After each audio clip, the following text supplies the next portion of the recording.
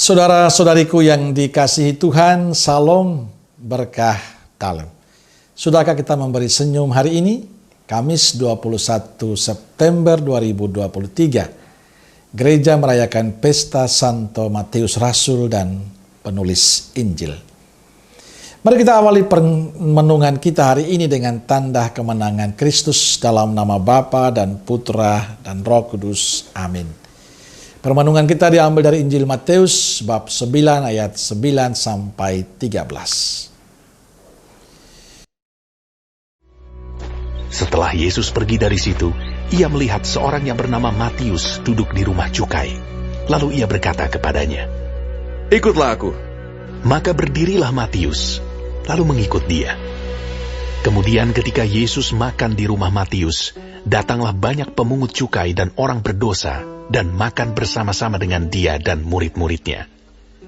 Pada waktu orang Farisi melihat hal itu, berkatalah mereka kepada murid-murid Yesus, "Mengapa guru memakan bersama-sama dengan pemungut cukai dan orang berdosa?" Yesus mendengarnya dan berkata, Bukan orang sehat yang memerlukan tabib, tetapi orang sakit. Jadi pergilah dan pelajarilah arti firman ini. Yang ku kehendaki ialah belas kasihan dan bukan persembahan. Karena aku datang bukan untuk memanggil orang benar, melainkan orang berdosa.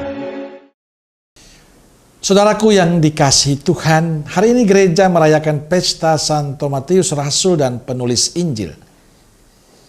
Matius sering juga disebut Lewi, seorang pemungut cukai dan digolongkan orang berdosa menurut kaum Farisi dan para ahli Taurat. Kisah hidup Santo Matius diceritakan dalam Injil hari ini. Dikatakan Yesus memanggil Matius, "Ikutlah aku." Panggilan Yesus kepada Matius menarik. Seorang pemungut cukai, seorang yang dianggap berdosa, dipanggil oleh Yesus untuk mengikutinya. Bagi orang Farisi dan para ahli Taurat itu aneh, mungkin juga bagi kita. Kok bisa seorang berdosa, seorang yang tidak layak, tidak pantas dipanggil Yesus untuk mengikutinya? Pertanyaannya, mengapa Yesus memanggil Matius sebagai seorang pemungut cukai itu untuk mengikutinya? Kita tidak bisa memberikan jawaban yang pasti. Tapi saya yakin Yesus punya rencana besar terhadap diri Matius. Yesus tahu siapa Matius sesungguhnya. Atas panggilan itu Matius menanggapinya dengan baik. Maka berdirilah Matius, lalu mengikuti dia. Matius meninggalkan segalanya dan mengikuti Yesus. Saudaraku yang dikasihi Tuhan, kisah hidup Matius adalah kisah kita. Kita bisa temukan dalam kehidupan kita banyak orang yang tidak pantas, tapi memiliki niat yang baik untuk berubah. Tapi apakah orang seperti Matius memiliki tempat dalam kehidupan kita? Apa kita menerima orang-orang seperti itu? Rasanya sedikit yang bisa menerima itu. Mereka yang seperti Matius kurang dihargai dalam kehidupan kita. Bahkan dalam kehidupan gereja pun juga mereka mengalami nasib yang sama. Yang terjadi, orang lebih mudah menghakimi, menjelekkan, menghina. Maka tindakan Yesus mengajak Matius hendaknya menjadi tindakan dan sikap kita untuk melibatkan semakin banyak orang yang berniat baik untuk pelayanan Tuhan. Termasuk mereka yang dianggap tidak pantas itu. Saudaraku yang dikasihi Tuhan, banyak sahabat-sahabat saya yang dianggap tidak pantas. Mereka yang hidupnya dianggap jauh dari Tuhan.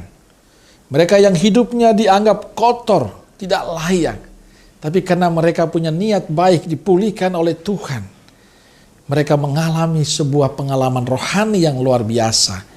Meninggalkan segala sesuatu yang menjauhkan mereka dari Tuhan dan menjadi orang-orang Katolik yang militan.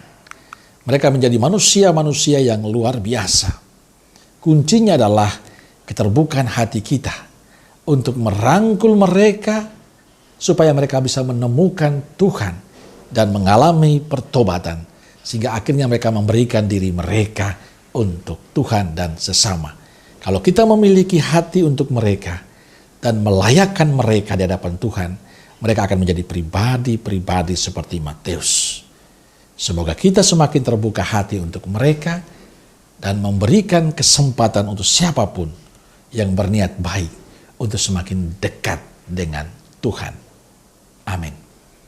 Semoga Allah yang Maha Kasih memberkati saudaraku sekalian, Bapa, Putra, dan Roh Kudus. Amin. Kalau Roh Kudus Nazaret, doakanlah kami. Amin. Berkah dalam.